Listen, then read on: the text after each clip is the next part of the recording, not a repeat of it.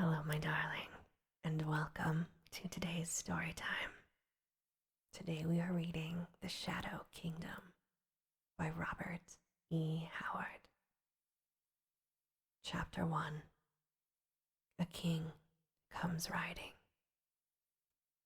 The blare of the trumpets grew louder, like a deep golden tide surge, like the soft booming of the evening tides against the silver beaches of Volusia. The throng shouted. Women flung roses from the roofs as the rhythmic chiming of silver hosts came clearer, and the first of the mighty array swung into view in the broad white street that curved round the golden-spired tower of splendor. First came the trumpeters, slim youths clad in scarlet, riding with a flourish of long, slender golden trumpets next to the bowmen, tall men from the mountains, and behind these the heavily armed footmen with their broad shields clashing in unison, their long spears swaying in perfect rhythm to their stride. Behind them came the mightiest soldiery in all the world, the Red Slayers, horsemen, splendidly mounted, armed in red from helmet to spur. Proudly they sat on their steeds, looking neither to right nor to left, but aware of the shouting for all that. Like bronze statues they were, and there was never a waver in the forest of spears that reared above them. Behind those proud and terrible ranks came the motley files of the mercenaries, fierce, wild-looking warriors, men of Mu and Ka'u, and of the hills of the east and the isles of the west. They bore spears and heavy swords in a compact group that marched somewhat apart were the bowmen of Lemuria. Then came the light foot of the nation, and more trumpeters brought up the rear. A brave sight, and a sight which aroused the fierce thrill in the soul of Kull, king of Volusia. Not on the topaz throne at the front of the regal tower of splendor sat Kull, but in the saddle, mounted on a great stallion, a true warrior king. His mighty arm swung up in reply to the salutes as the hosts passed. His fierce eyes passed the gorgeous trumpeters with a casual glance, but rested longer on the following soldiery. They blazed with a ferocious light as the Red Slayers halted in front of him with a clang of arms and a rearing of steeds, and tendered him the crown salute. They narrowed slightly as the mercenaries strode by. They saluted no one, the mercenaries. They walked with shoulders flung back, eyeing Kull boldly and straightly, albeit with a certain appreciation, fierce eyes, unblinking savage eyes, staring from beneath shaggy manes and heavy brows. And Kull gave back a like stare. He granted much to brave men, and there were no braver in all the world, not even among the wild tribesmen who now disowned him. But Kull was too much the savage to have any great love for these.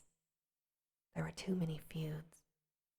Many were age-old enemies of Kull's nation, and though the name of Kull was now a word accursed among the mountains and valleys of his people, and though Kull had put them from his mind, yet the old hates, the ancient passions, still lingered, for Kull was no Volusian, but an Atlantean.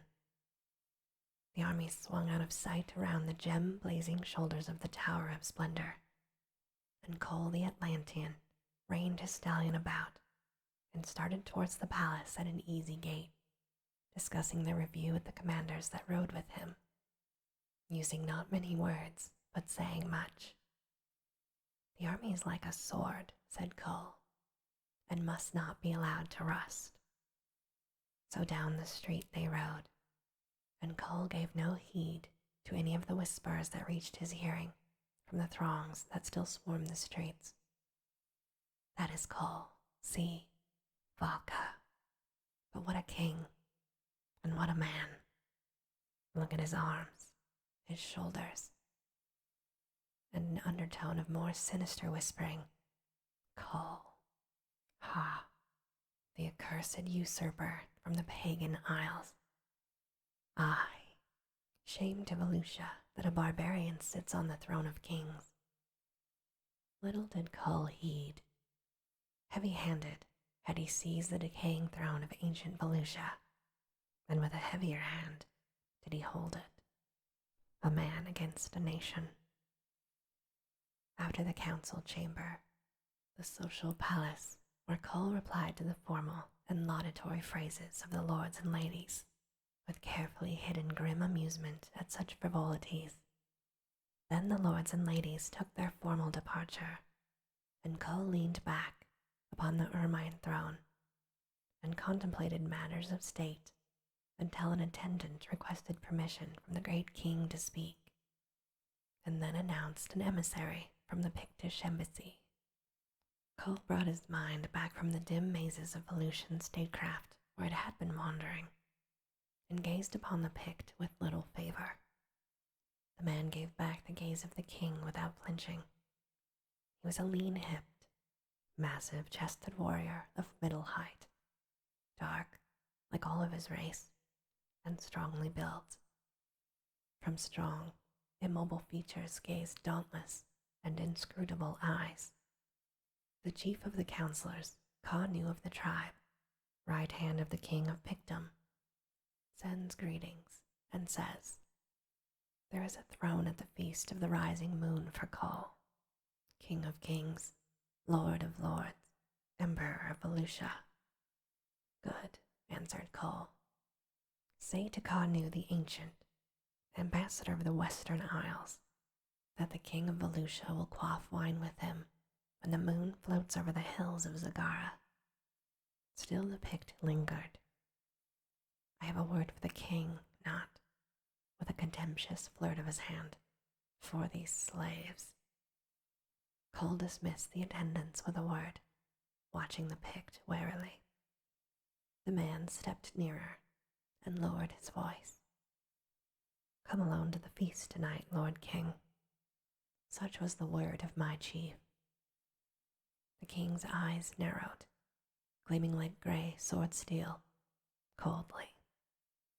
"Alone?" "Aye." They eyed each other silently, their mutual tribal enmity seething beneath their cloak of formality.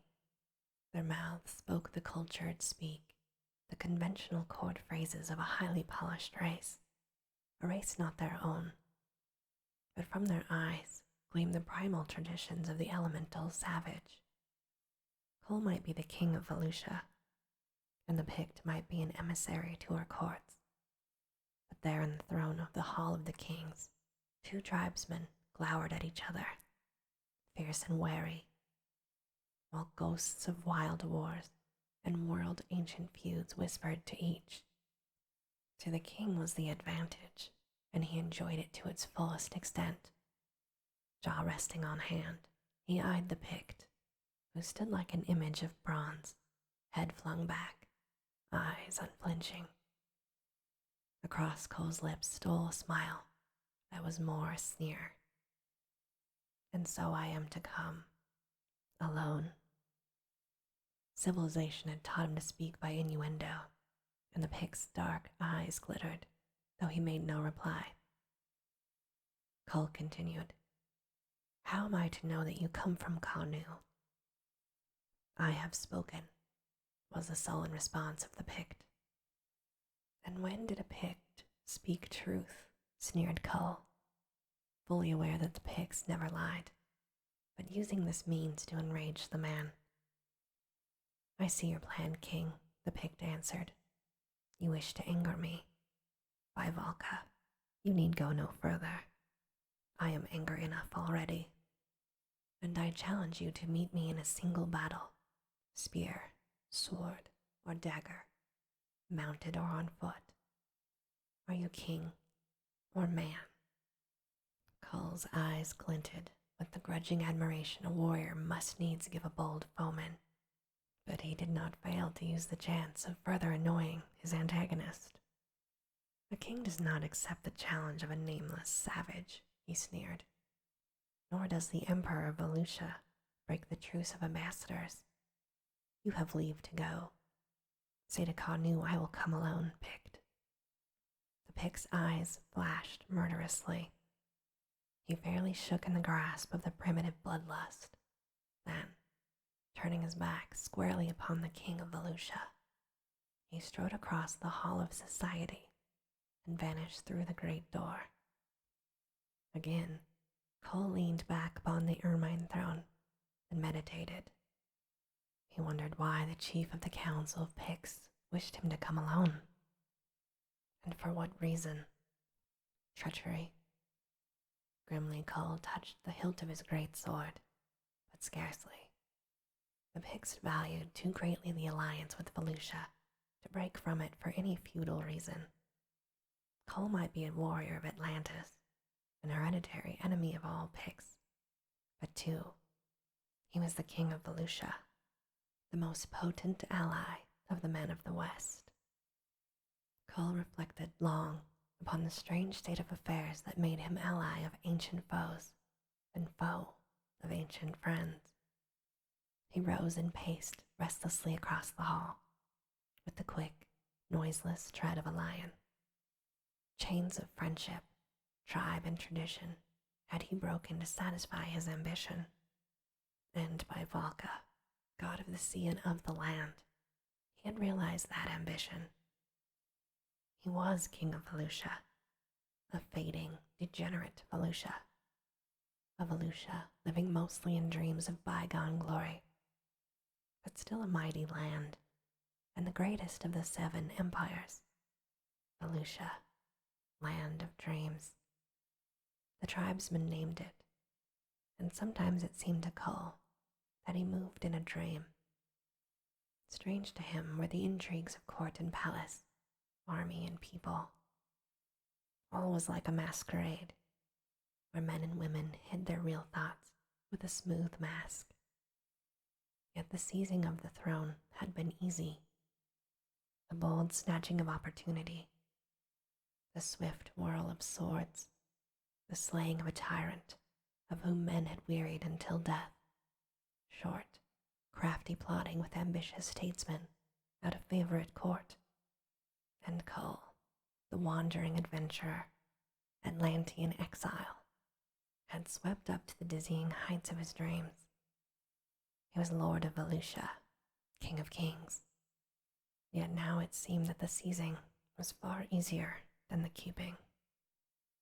The sight of the Pict had brought back youthful associations to his mind, the free, wild savagery of his boyhood, and now a strange feeling of dim unrest, of unreality, stole over him as of late. Who was he? A straightforward man of the seas and of the mountain, to rule a race strangely and terribly wise, with the mysticisms of antiquity, an ancient race. I am Kull, said he, flinging back his head as a lion flings back his mane. I am Kull. His falcon gaze swept the ancient hall. His self-confidence flowed back, and in a dim nook of the hall, a tapestry moved, slightly. And this, my darling, ends our story time for today. As always, I hope that you have very sweet and creepy dreams.